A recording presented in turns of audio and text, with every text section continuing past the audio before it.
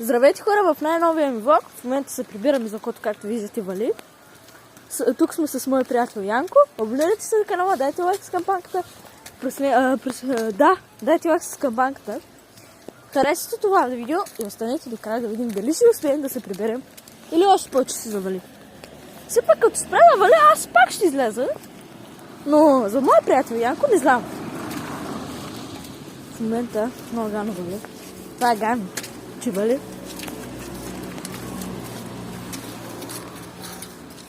За сега тук щяхме да караме. На тая улица. Щяхме да караме, но няма. Вале. Яли, това вече спря да вали. Какво правим? За кой се прибираме? Кой да гледам? Това всичко тук е много слънце пече. Гледай, за това коста. Слънце пече. Гледай. Косата, гледай, косата ми. Косата ми, гледайте, хора. Косата ми. Днес кога щях да се престригвам. Но това не е много прическа. Не е бъзгъзва.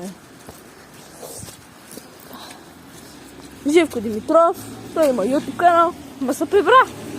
Миша Ангелов, учихме го викане, той е някъде нашия с колата. Янко и един Михаил излязахме. Чехме на боксовото крушение, нали снимахме, не знам за какво. Но когато чехме на боксовото крушение, взехме Живко Димитров колелото, карах до боксовото круша. Обърнах и когато обръщам, се фърлях. Фърлих се. Много гано паднах. Веригата много пъти падна. Затова трябваше да оправим и по път. То спра да вали. Хора, то спра да вали. Вижте го. Спра да вали.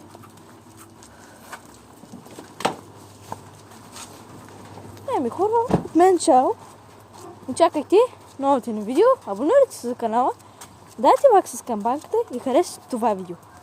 Чао!